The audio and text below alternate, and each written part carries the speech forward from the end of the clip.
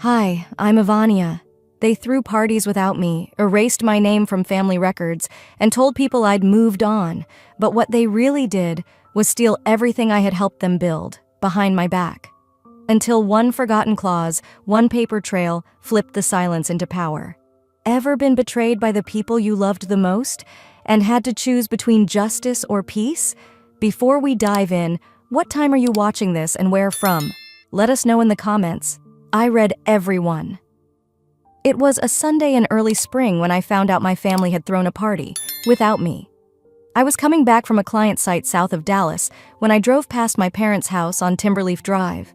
Balloons fluttered in the breeze, cars lined both sides of the curb, and a professionally printed banner read, "Celebrating our pillar, Callista's 10 years leading Bundy Freight." Callista, not our parents, not the family, just her. I parked 2 houses down and sat still behind the wheel. I didn't know what stung more, the fact that I hadn't been invited or the fact that I wasn't surprised. Growing up, I used to believe things would balance out, that hard work would be noticed, that if I just kept showing up, helping, making the right choices, I'd matter. But lately, being invisible wasn't just a phase. It felt intentional. I drove away before someone spotted me. At home, I pulled out a plastic bin of old keepsakes I'd been meaning to organize. It was mostly yellowed report cards, faded ticket stubs, a friendship bracelet from 3rd grade. But near the bottom, I found the silver hairpin. It was engraved with a single letter, E. My mother gave it to me for my 16th birthday. She'd said, "As long as you wear it, I'll always see you as strong." At the time, it made me feel like I mattered, that she saw me. Now, I wasn't so sure. I put it back in its velvet pouch and slid it under some winter sweaters, not ready to decide what to do with that yet.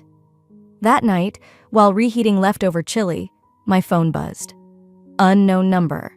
I almost let it go to voicemail, but something in me said to answer. "Ivania?" a male voice said. "This is Gerald Halbrook. I was your parents' estate attorney." Was? "I'm sorry to call out of the blue, but I've been meaning to follow up on the trust transition paperwork. You never returned your copy." I frowned. "What paperwork?" There was a pause. "It was sent 3 months ago, certified mail, to your apartment address in Garland." "I never received anything," I said. "Would you have a moment to meet in person?" he asked. "I think we need to review a few things together." The next morning, I went to the post office. The clerk checked the forwarding history on my mailbox. Apparently, my name had been temporarily removed due to a change of service form, signed digitally by my sister. "I'm sorry," the woman said. "It says the address was updated to Callista Bundy's name only." I didn't respond. I just nodded and walked back to my car, my ears ringing. I showed up at Mr. Halbrook's office by noon. He greeted me with a wary look and led me to a quiet conference room with blinds drawn halfway. "I want to be clear," he began. "What I'm showing you today is based on your parents' most recent instructions, but it may surprise you." He laid a copy of the current trust documents on the table. The signatures were real. The notary seal was there. My parents had legally signed over every piece of family property, land, and company share to Callista. "All of it?" I whispered. "I know this is difficult," he said, "but I thought you'd seen this before." I shook my head slowly. "Mr. Halbrook, in the older version, was I included?" He nodded. "Yes, as co-beneficiary. That version is still in our records. Unless they formally revoked it, it should still..." He paused, stood up, and walked over to his safe. With careful hands, he removed a cream envelope, thick and sealed with a gold sticker. "This," he said, "was meant for you. It's dated 6 months before the new documents. Your parents dropped it off themselves." I stared at it, suddenly aware of how cold my hands felt. "Why didn't I ever get this?" He sighed. "Your sister picked it up the day you were supposed to, said she'd deliver it." Of course she did. I broke the seal with a slow rip and unfolded the letter inside. My eyes scanned the first line, and my stomach dropped. I didn't even realize I was holding my breath until the page trembled in my hand. The letter inside that envelope, it wasn't just sentimental. It was legal. A notarized copy of the original trust document, clear as day, naming me as 50% co-owner of our parents' real estate and their retirement fund, dated 14 months ago, my mother's signature, my father's too. And then, in the margin, a neat sticky note in Mr. Holbrook's handwriting. For Ivania, copy retained. I sat in stunned silence as he quietly stood up to give me a moment. 14 months ago. That was before Callista moved back into the house after her second divorce. Before the sudden weekly family dinners I was no longer invited to. Before I started wondering if I was slowly being pushed out, or if I'd simply started fading on my own. I'll give you time with it, Mr. Holbrook said gently, placing a glass of water beside me. Take it home, and Ivania, don't rush to respond. Process first. I thanked him, the words barely forming. As I drove home, the letter sat on the passenger seat like a weight. My fingers kept twitching, itching to call someone. But who? My parents? My sister? I wasn't ready to scream. Not yet. At home, I sat on the edge of my couch, letter still in hand, and did something I hadn't done in years. I cried. Not the kind of sobbing that comes from heartbreak, but that hollow, cold cry that comes when you realize something wasn't an accident. It was a choice, a strategy, a decision you weren't even invited to weigh in on. In between tears, I started writing down numbers. I'd been the one helping them pay off the second mortgage after the market crash, $78,300 in all, across 6 years. That included the emergency plumbing, the new roof, and the surprise property tax bill in 2020. Every time I'd helped, my mother called it a family favor. Apparently, those favors didn't come with a seat at the table. Later that afternoon, I drove out to my dad's mechanic shop. The place looked just as it had for 20 years. Same corrugated siding, same squeaky front doorbell. I hadn't visited in months. Dad was sitting behind the counter, flipping through invoices. He looked up and gave me a polite, neutral smile. No warmth, just recognition. Didn't expect you today, he said. I shrugged. Thought I'd say hi. The air was thick with motor oil and distance. My eyes drifted to the back wall, the founder's plaque we had installed 10 years ago. I'd designed it myself. It used to list my name beside Callista's, under our parents, but now the gold strip under Founders had only 3 names. Mine was gone. I walked closer, pretending to admire the shine. Was the plaque updated? He didn't look up. Callista's been helping more lately. She's earned it. I bit the inside of my cheek. Hard. So erasing someone's name now counts as a promotion? He shrugged. You moved out. You're doing your own thing. Right, my own thing. Paying their mortgage, managing logistics across 5 states, living without recognition. I walked out before I said something I couldn't take back. That evening, back home, I sat at my kitchen table and pulled up the Dallas County Clerk's online portal. I typed in my parents' address and clicked through the deed history. There it was. 3 months ago, the house had been legally transferred to Callista Bundy. No mention of joint owner, no trust, just a clean, quiet change. And then I found the second document, the transfer of our father's share in the family warehouse lot, also to Callista. No announcement, no discussion.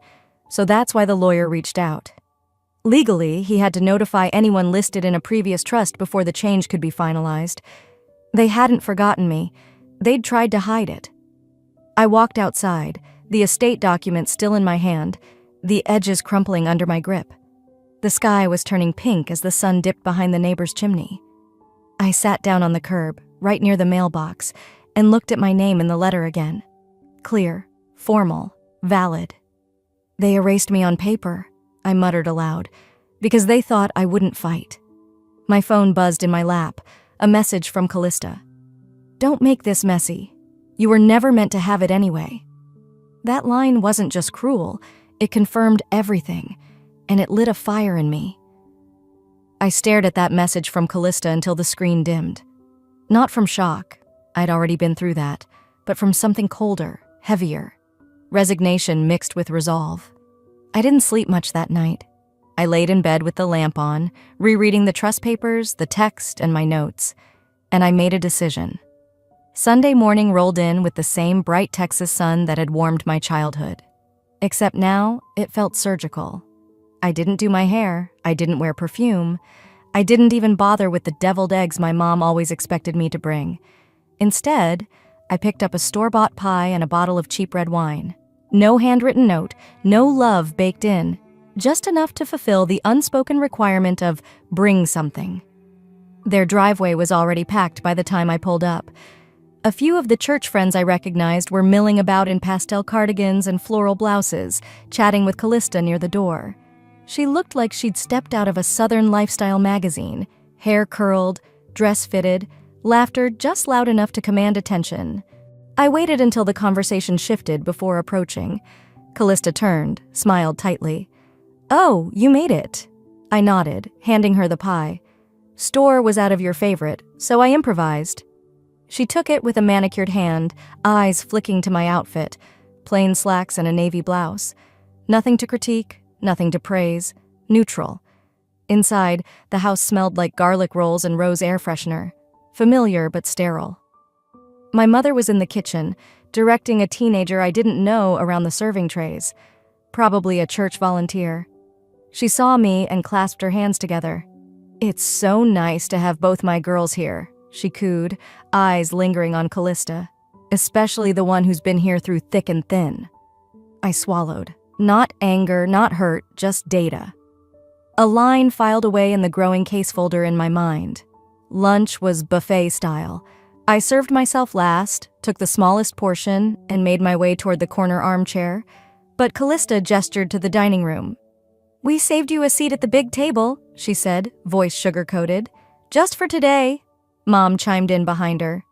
"You've always preferred the couch, though." I sat at the adult table, not out of pride, but strategy. Small talk buzzed around us, retirement plans, choir rehearsals, Callista's charity work. And then, with a clink of her glass, she stood. "I just wanted to thank everyone for supporting my new initiative," she said, beaming. "The Callista Grace Foundation for Women in Recovery." Applause, camera flashes, my mother dabbing her eyes. "The startup funds came from the estate," Callista added casually. "My parents believe in what I'm doing, and I'm honored to carry the family legacy forward." I stared at my wine glass. Red droplets clung to the rim like evidence. That money, part of it was mine, or was supposed to be. After lunch, I began gathering dishes like I always had. My hands moved on autopilot, collecting forks, stacking plates. But just as I reached for the last glass, my father appeared beside me. "Don't worry about it. Callista's got it now." Like I was an intern whose contract had ended. "Of course she does," I said softly. As I turned, Callista leaned in, breath warm against my ear. "You're lucky I let you come today." That was it. I needed to breathe. I needed space. I excused myself and headed down the hallway to the guest bathroom, the one I'd painted for them 6 years ago during Mom's recovery. Still smelled like lavender sachets and pine sol. I locked the door and stared at myself in the mirror. The woman staring back looked tired, not from age, but from effort unnoticed. Flashes came, images, not memories. The time I sold my vintage camera collection to cover Callista's DUI attorney. The Christmas I skipped Maui because Dad needed new tires. The way Mom had cried when I gave her a used Toyota after her surgery, and how she told everyone at church it was Callista's idea. I opened the cabinet to grab tissue and noticed a thick envelope tucked between old coupons and expired Tylenol. My gut clenched. I pulled it out. It was an invitation. Cream cardstock with gold edges, Founder's Dinner. Honoring Callista Grace Bundy as sole legacy bearer of the Bundy family vision. The date? Next month. I sat on the toilet lid, reading it again. They were throwing a banquet on family funds to celebrate rewriting history, to toast her for stealing what I built. And they weren't even subtle anymore. I flushed the toilet without using it, washed my hands slowly, and opened the door. Callista stood in the hall, chatting with someone about guest lists and chicken or beef. I walked right past her. No pause, no confrontation, just a whisper. "I hope you enjoy the last meal where no one questions your lies." I didn't wait for a reaction. I didn't need it. Because I wasn't going to scream. I wasn't going to cry. But I was going to change everything, one document at a time. The next morning came with no alarm. I was already awake. I had barely slept, but I didn't feel tired, just focused. It was a strange kind of clarity, the kind you only get when there's nothing left to lose. I called in a personal day from work, telling my supervisor I needed to handle some family paperwork. I didn't elaborate, I didn't need to. After a quick coffee and a moment to check that the documents were still in my tote bag, I headed downtown. The drive to the county courthouse was quiet. No radio. Just the hum of the road and my own pulse in my ears.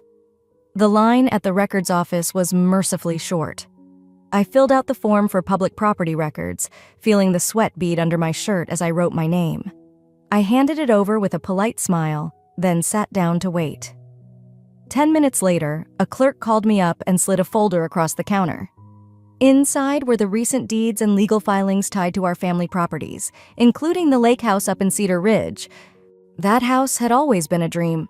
My father's father built it by hand, and every summer growing up, it was where we escaped Texas heat and family tension. I used to believe if we were ever going to heal, it would happen by that lake. But the paper in my hand said otherwise. There it was. A quitclaim deed dated just 3 months back, transferring the title solely to Callista, signed, notarized, and stamped. At first glance, it seemed legitimate. But then I saw it, the signature line. Ronald C. Bundy. The loops were off. The slant was wrong. It was almost, but not quite, his writing. I didn't need a handwriting expert to tell me what I already knew. I'd seen that signature before, years ago, on a field trip release form when Dad had been in Houston on a work job. Mom had signed it, mumbling, he'd say yes anyway. Back then, I thought it was harmless. Now I wasn't so sure. I printed 2 copies, placed them gently in my folder, and left the building with a numb sort of calm. I didn't rush. I didn't text anyone. Instead, I called Mr. Ledbetter, our family's former estate attorney. He'd retired 2 years ago, but still kept a home office on McKinney Avenue. When I told him what I'd found, he hesitated, but agreed to see me that afternoon.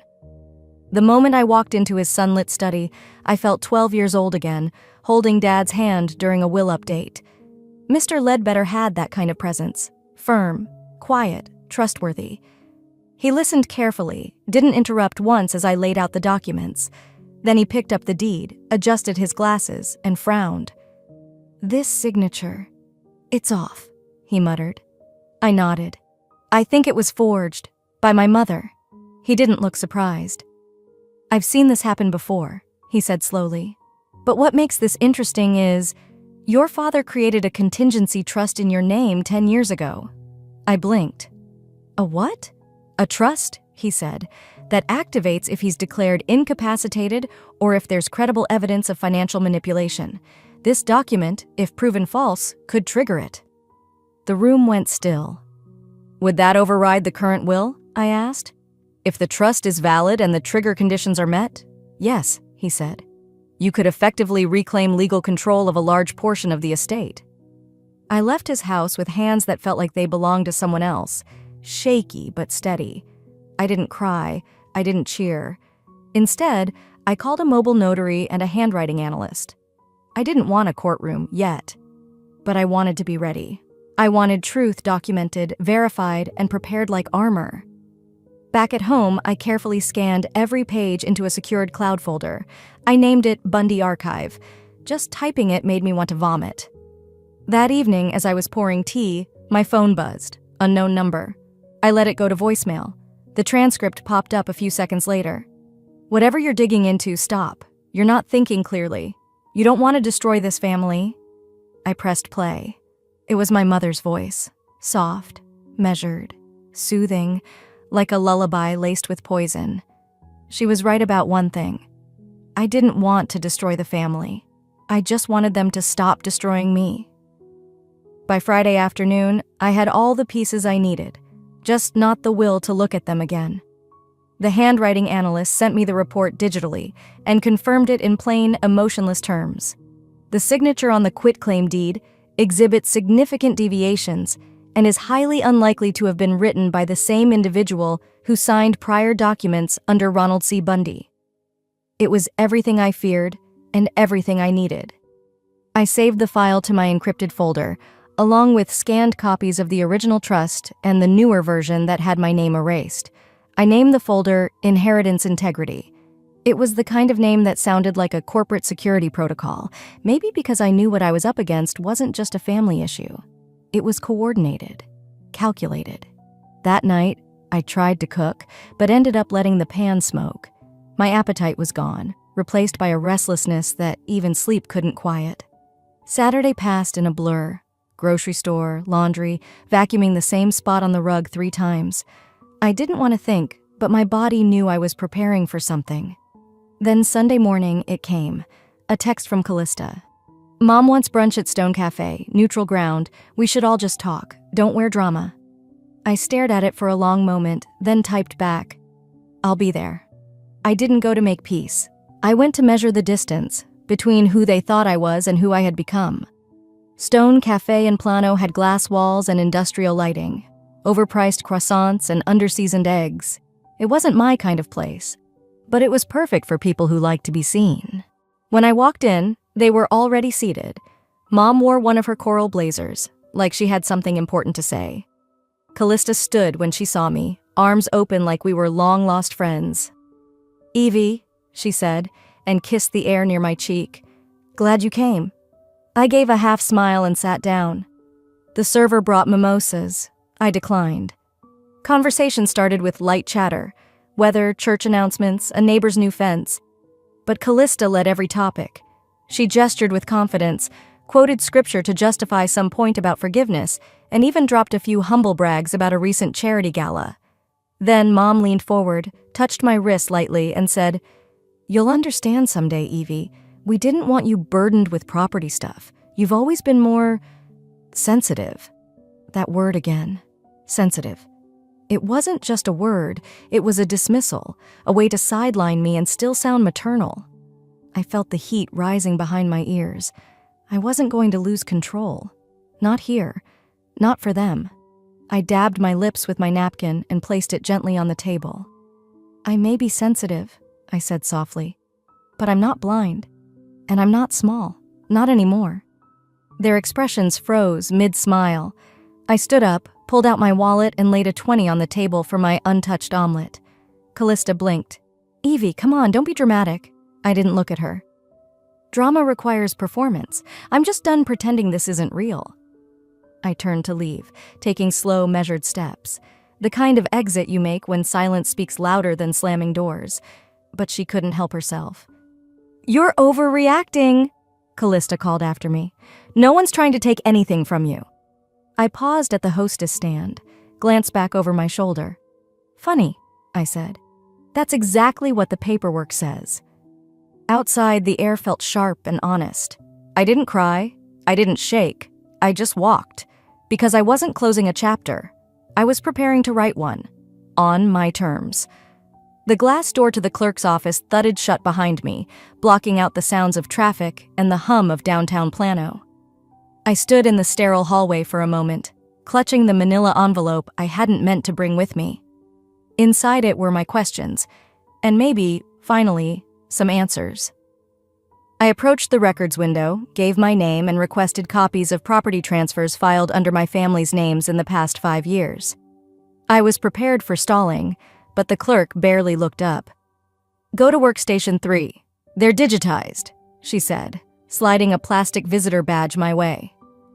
I walked to the monitor, logged in, and began typing. The deed popped up fast, cleaner than I expected. A lakeside property transferred from Ronald C. Bundy to Callista L. Bundy, filed with a smiley-faced e-notary seal at the bottom. But one detail clawed at my attention: the date.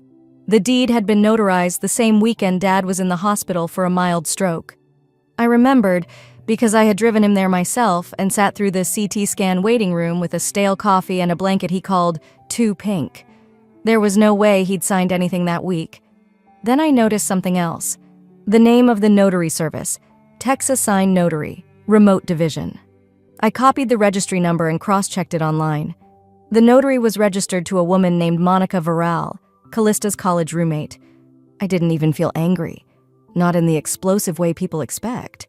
What I felt was a cold shift in my bones. This wasn't just manipulation, it was fraud.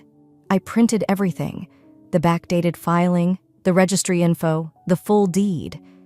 As I stepped out of the building into the sharp sunlit air, a quiet voice in my head whispered, "This isn't just favoritism. This is theft." I drove straight home. It was late afternoon when I sat at my desk and unlocked the fireproof box under my bed. Inside was the old living trust document, the one Dad had asked me to store back when things were simpler. I opened it. In the event of parental retirement or death, it read in crisp typeface, "All properties and assets are to pass to Ivania K. Stroud, sole daughter and legal heir." My breath caught. I blinked, making sure I hadn't imagined it. Below the sentence was his signature. Dad's real one, not the neat, sterile scrawl on the lakeside deed. This was the wide, swooping R, the deliberate C, the funny loop in the B of Bundy that he always joked looked like a 6. I stared at it for a long time, not out of doubt, but out of grief. It felt like hearing him again. Like that time when I was 16, sitting on the back porch, sobbing because I didn't get into the college I wanted. And he whispered, "One day, everything will be yours. Not because you ask for it, but because you've earned it." I'd forgotten how solid that promise once felt. Until now. I placed the old trust next to the forged deed and pulled up a new folder on my computer. This time, I labeled it Active Case Stroud. Inside it, I dropped every file. The original trust, the forged quitclaim deed, Monica Varal's registry record, screenshots of text messages from Callista, bank transactions for mortgage payments I'd covered, voice recordings I'd quietly saved of my mom discussing Callista's sacrifice. Then I added one last thing, a draft letter, unsigned but ready, addressed to my family's estate attorney. I didn't send it yet. I wasn't ready to open that door wide, not until I had backup. That night, as I sipped water and stared out my window at the darkening sky, my phone buzzed, a voicemail from Mom.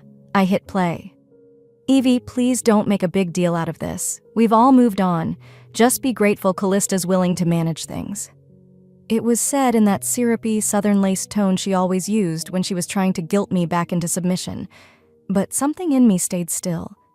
Still and solid. "No," I whispered aloud, placing the phone screen down on the table. "Not this time." I reached for my email. I hadn't spoken to Norelle Nix in years, not since we'd worked on that veterans housing initiative together.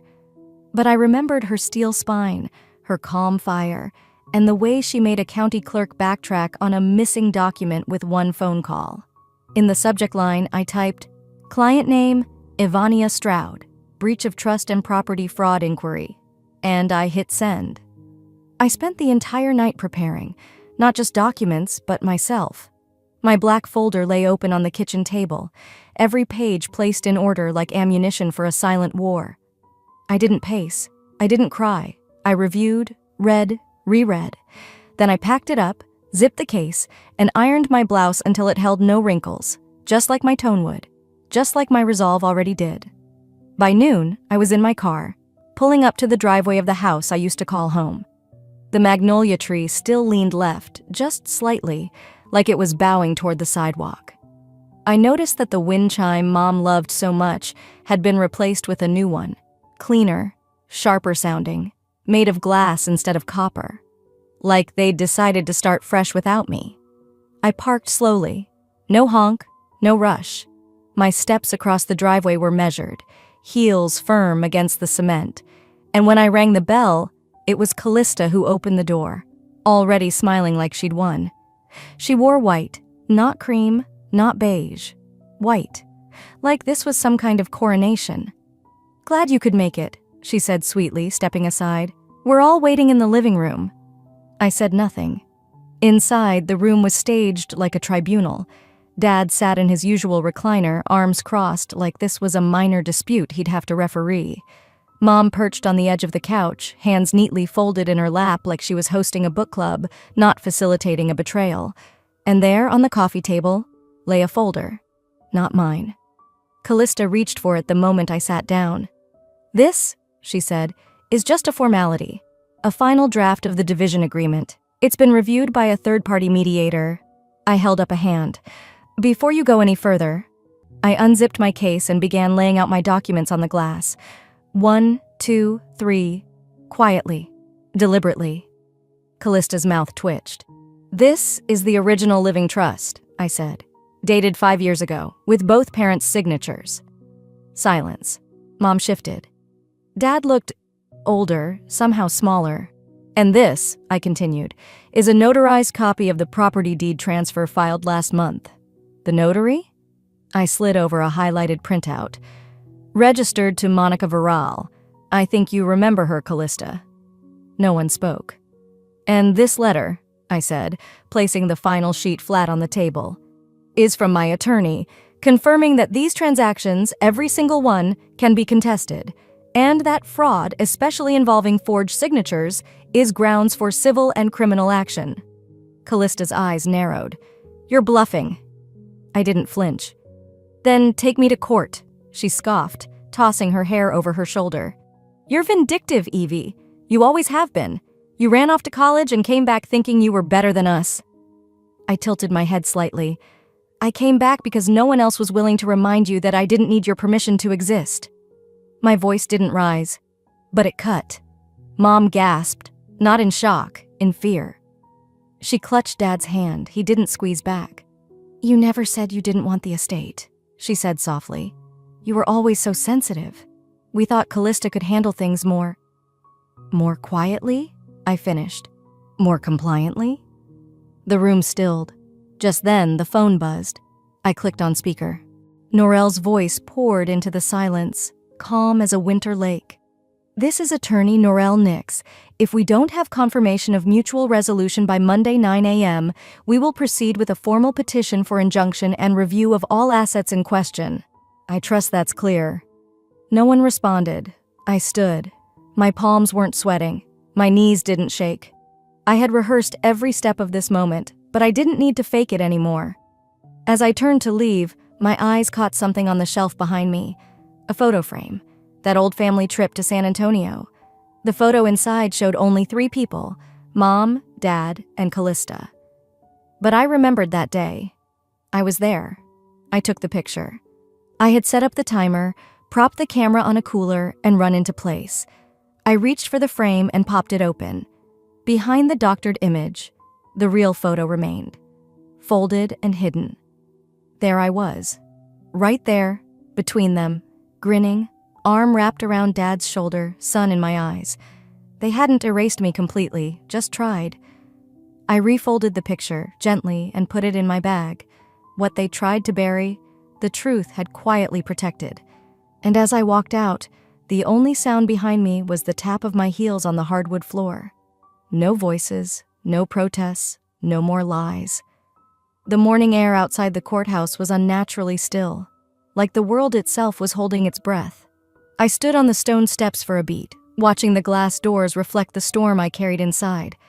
I adjusted the folder under my arm, took one steadying breath, and walked in. The courtroom wasn't grand. No polished mahogany or golden seals like in the movies.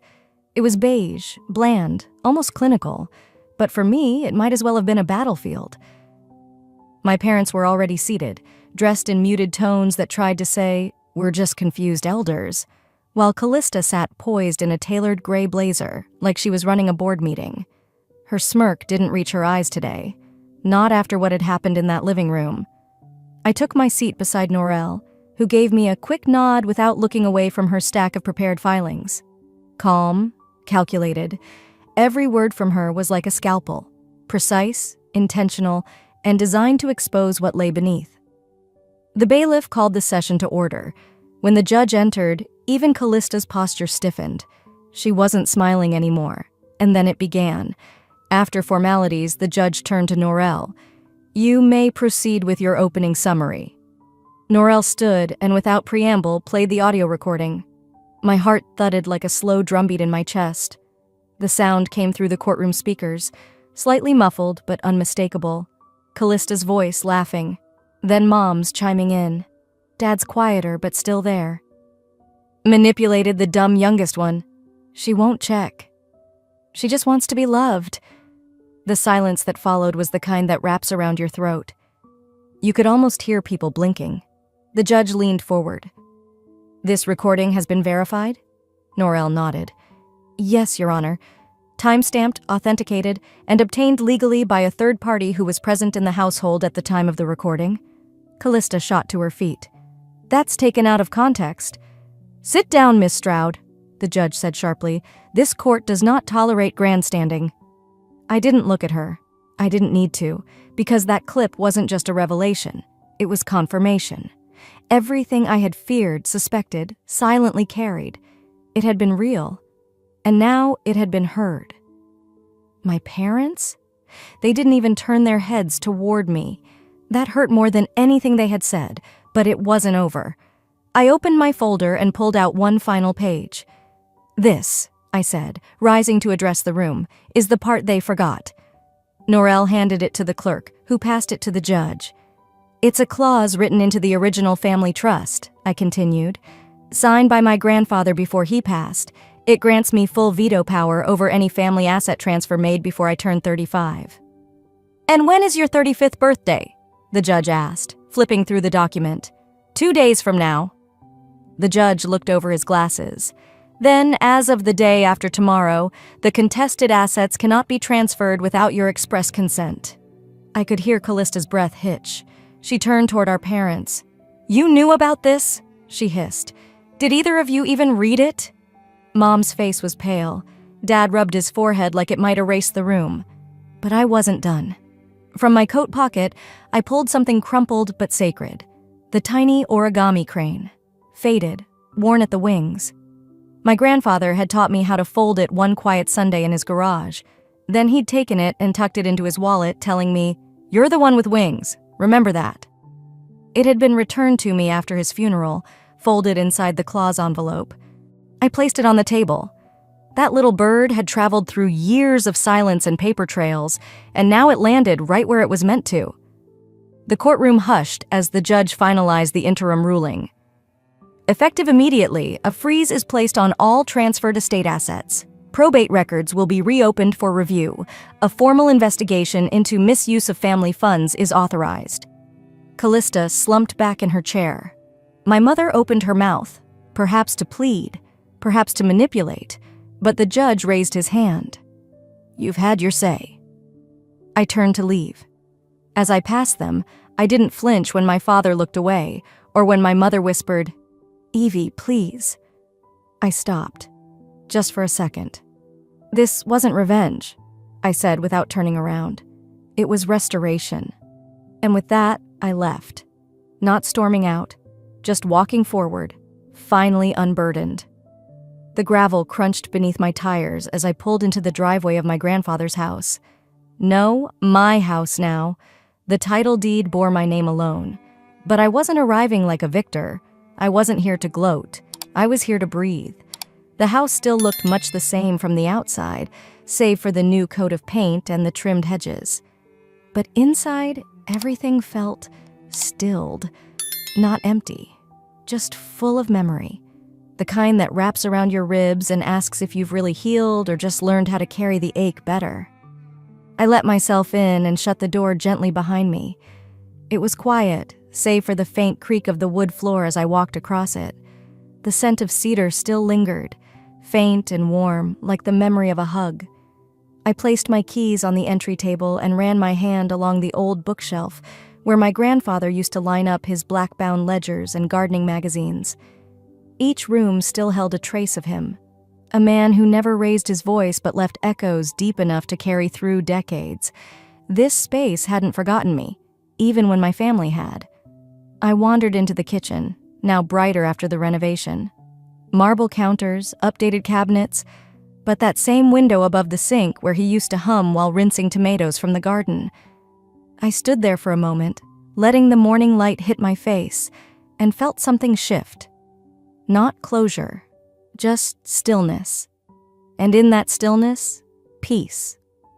The knock at the door startled me out of my thoughts. I walked back and opened it to find Mrs. Alden, the neighbor from 2 houses down, holding a weathered envelope. "Found this in the mail slot at the old church mailbox," she said, adjusting the thin scarf around her neck. "It's for you. Looks old." I took it, my fingers already recognizing the handwriting. My grandfather's. Back inside, I sat down on the living room armchair, the one that still creaked in the same spot it always had, and opened the envelope. The letter was dated just 5 days before he passed. His words, in careful loops, spilled across the page like a quiet hand on my shoulder. Evie, if you're reading this, then the winds must have shifted. I feared they might. People forget what's fair when fear gets involved. I've always known your heart. It's why I chose you. Because you'd protect, not possess. Speak softly, but stand when it matters. Sometimes justice takes time. But it always knows where to land. Love, always, Papa. I folded the letter back slowly, sealing the moment into my chest like a keepsake. A quiet exhale escaped me, not relief exactly, more like release. My phone buzzed. A voicemail, from Mom. I didn't press play right away, just watched the screen pulse. Then curiosity got the better of me. I listened. Her voice, strained, a little softer than I remembered. Evie, we didn't know how much you meant until you walked away. Maybe we didn't want to. I don't expect you to forgive us, I just hope you're okay. There were no tears in my eyes, just a long, hollow breath. I wasn't angry, not anymore. But I wasn't ready to open that door again either. Some things don't need slamming to be closed. Later that afternoon, I walked upstairs to what used to be his study. I'd turned it into a reading room with white curtains and a shelf of books he would have loved. On the mantel, I placed something small and delicate, my folded crane. It wasn't just paper. It was the part of me they tried to erase. The child who folded hope into corners, who stayed quiet because she thought love had to be earned. She lived here now, proud, whole. I didn't burn bridges, but I wasn't rebuilding them either. Down the street, a group of kids raced past the gate, laughing. One girl, maybe 10, chased a paper bird twirling in the breeze. I smiled, because I wasn't chasing approval anymore, not from people who had looked right through me for years. They gave away the estate thinking I was dispensable, but I had always been the foundation, the quiet one, the steady one, the one who knew what was worth keeping and what needed to be let go. I stepped outside, locked the door behind me, and paused. No goodbyes, no announcements, just the morning sun on my face and a life of my own waiting to begin. Sometimes you don't need to slam the door. Sometimes not returning is loud enough. Sometimes standing up for yourself doesn't mean shouting. It means walking away with your dignity intact. This story wasn't about revenge. It was about reclaiming worth after years of being overlooked. Because family doesn't just mean shared blood, it means mutual respect. Have you ever had to choose yourself even when it hurt? If stories like this move you, hit that subscribe button for more real-life family drama that speaks to the heart. And don't forget to share your thoughts below. I read every comment.